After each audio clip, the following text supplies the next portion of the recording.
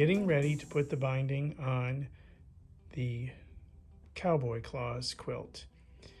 And I've got the edges of the quilt all trimmed up. And look at this beautiful quilting. It kind of looks like winter berries. Isn't that quilting beautiful? It was done by Kim at Sunshine Quilts in Tampa, Florida. So when you're going to put binding on the quilt, it has to go all the way around the quilt, and so you have to sew strips together to get a long enough piece to go all the way around the quilt. And the best way to do that is by having mitered corners when you put the binding strips together. So here is an example of what a mitered binding looks like. So it's cut on an angle, and on the back you can see that I've pressed it open. And I'm going to show you a trick so that you can get your mitered binding or borders or whatever other things you might want to use this method for to get that looking real nice. I'm going to show you a trick for how to do that. So the first thing you have to do is you have to cut off these selvage edges. So line up your strips. These are 2.5 inch strips. And take your straight edge ruler and make a nice even cut, cutting off those selvage edges. Just like that. Then you take and rotate the piece like this.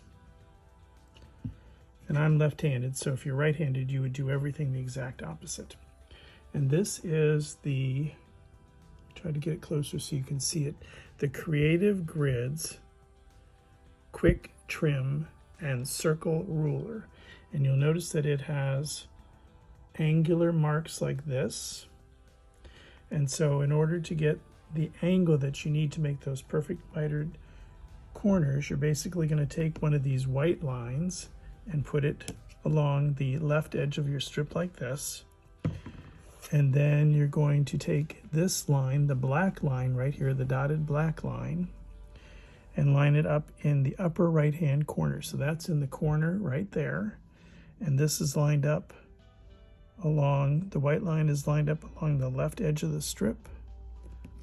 And you cut it like that.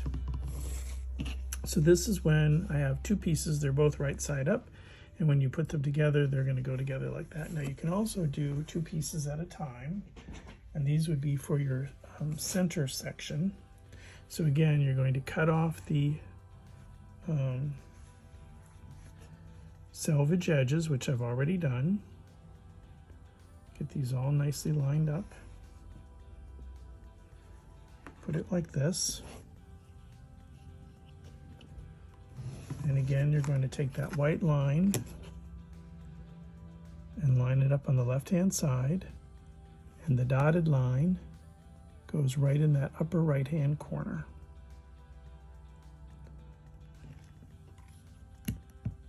Cut it off just like that.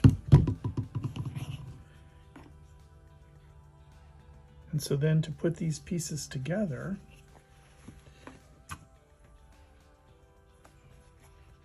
you line up the ones that match like that, and you flip it over like this.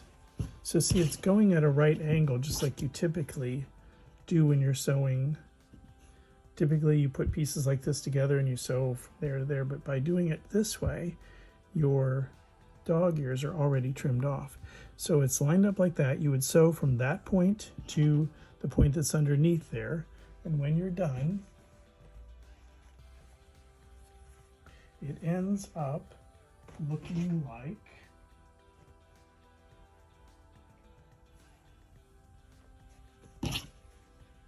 this. So see, there's the two pieces sewn at 1/4 inch. Open it up, and you have a perfectly mitered binding piece. And you can use this for inner borders, outer borders, sashing strips, and binding, whatever you might happen to need to combine strips. And the reason why you want to do it at a miter is that the design of the fabric doesn't show as much when it's at an angle like this, as opposed to if it was like a straight cut. And that's this happens to be like a solid fabric, but that's even more true when it's a print fabric. So once again, the ruler that you need to use to do this easy trick for making mitered strips is the Creative Grids Quick Trim and Circle Ruler.